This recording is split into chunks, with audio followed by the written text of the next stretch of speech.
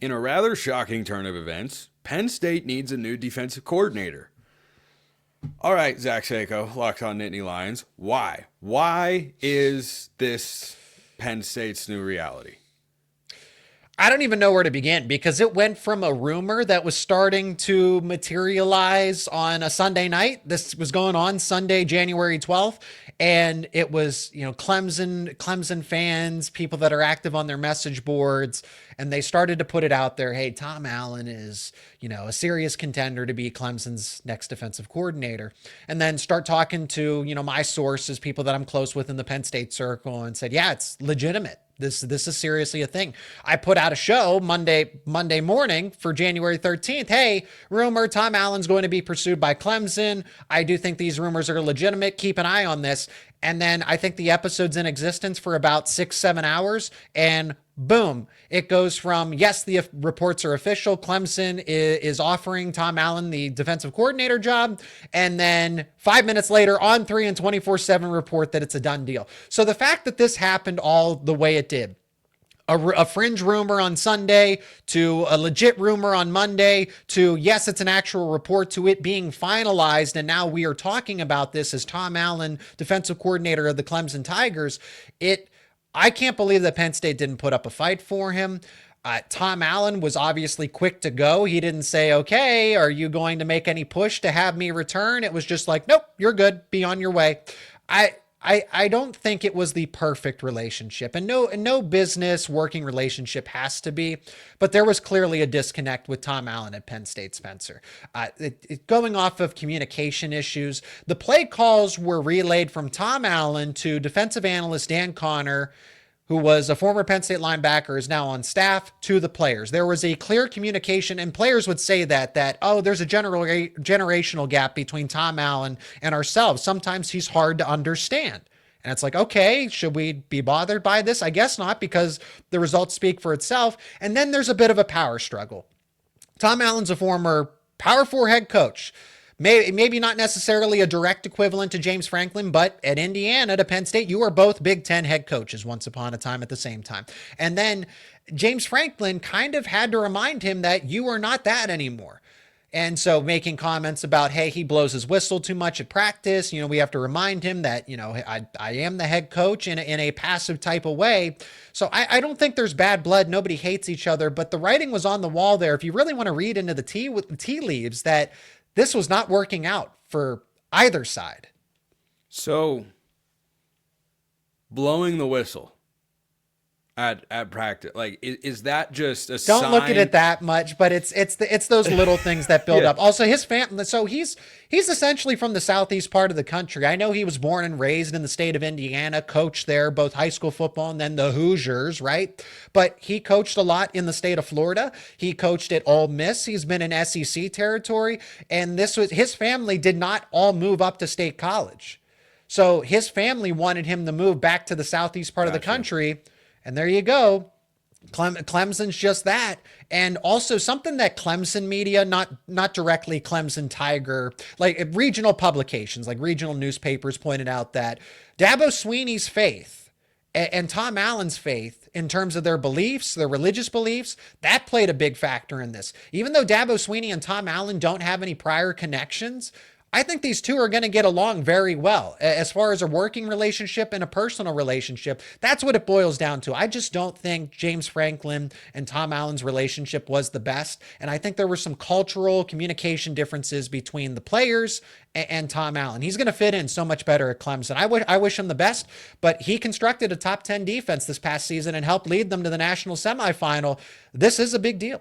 Well, that's what makes so little sense to me, and I imagine to a lot of people as well, Zach, is here's a guy who comes in looking for a reclamation project for himself that you just saw a successful example of in Manny Diaz, who just went to Duke and had a 9-win season. They did great in his first year. So the precedent in people's mind when thinking about, coaches that deserve a second shot, it's certainly there. And so he goes to Penn State, and now he goes to Clemson, which wasn't as good of a football team, is in an inferior conference. I know it's still one of the Power Four, and Clemson just won the ACC. I get all of that.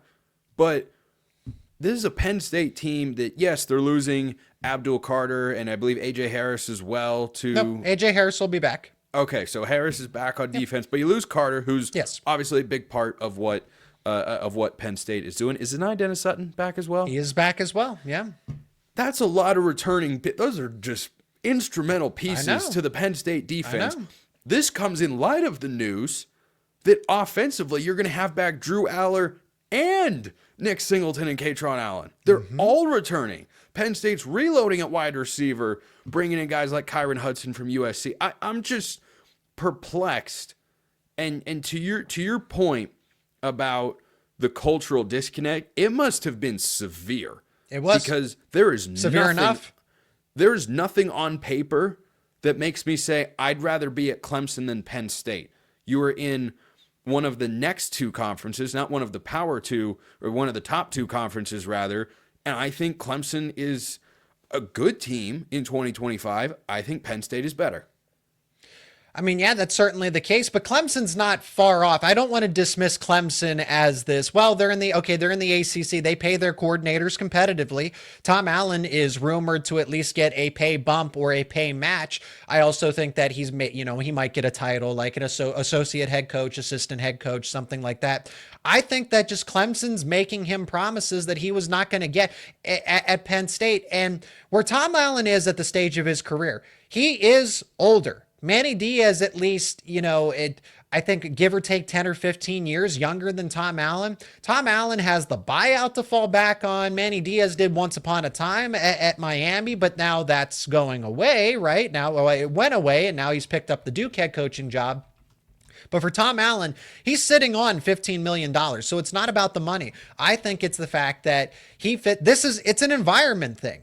I would rather, what New York City is nice, but honestly, I like being around State College more than I would fit in at a New York City. So there are cultural, environmental, family things to consider. It's not always about the money or anything else. And like I said, no connection to Dabo Swinney, but I really think just the way that they conduct themselves, their personalities, from the way I've heard Dabo Swinney talk to when actually speaking with Tom Allen in person and listening to him, match made in heaven. If I'm being honest, between their two personalities. I thought Allen was great for Penn State as defensive coordinator this year. It's a home run move from a football perspective. The Tigers, but also Tom Allen's 54 and Manny Diaz is 50. So I guess I have. I also thought Manny Diaz was a little bit younger, but quick Google search told me that he's 50. Good to fact check that. Yeah. Now for the Nittany Lions, where do they go at defensive coordinator? So let me briefly address this. Tom Allen has stated that Manny Diaz, we kind of knew that he wanted to be a head coach. Tom Allen said he always talked about how he liked being a defensive coordinator and got to focus on football. So let me frame it that way. Age clearly doesn't have something to do with it, but priorities are different. As far as where Penn State could turn, I'll give you the long shots that in a perfect world, Penn State either wants Jim Knowles from Ohio State or Al Golden from Notre Dame. I'm just saying, swing for the fence. It's not happening. I'm not trying to imply that it's going to happen, but Penn State will make a phone call and is ready to be financially competitive in a perfect world. Not going to happen. Those guys aren't leaving their institutions, but Penn State clearly wants them. As far as realistic names, Elijah Robinson up at Syracuse, former Penn State grad assistant, former Penn State football player. I like Danton Lynn. If I could make the hire myself, I would try to hire Danton Lynn away from USC. He's a former Penn State player himself. Just a common relationship with James Franklin. They respect one another, but it kind of the family thing. They like being in California, so they're not ready to move to State College. Pat Fitzgerald's name has been thrown around. That's a kind of another one that, hey, it just fits the mold of Manny Diaz to Tom Allen to another former Power 4 conference head coach to defensive coordinator, reclamation project. Anthony Poindexter in-house. He's been patient. He's been waiting. He's been the co-DC at Penn State for the past few seasons. He would make a lot of sense. I need Penn State to make a hire similar to the likes of either a Manny Diaz, a Tom Allen, or the defensive version of Andy Kotelnicki.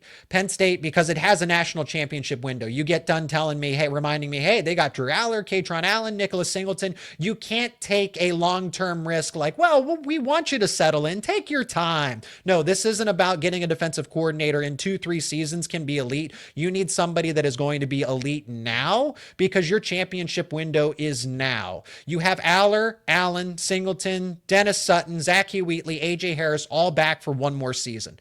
Do not waste it. You need a home run, a grand slam hire at defensive coordinator. You cannot miss.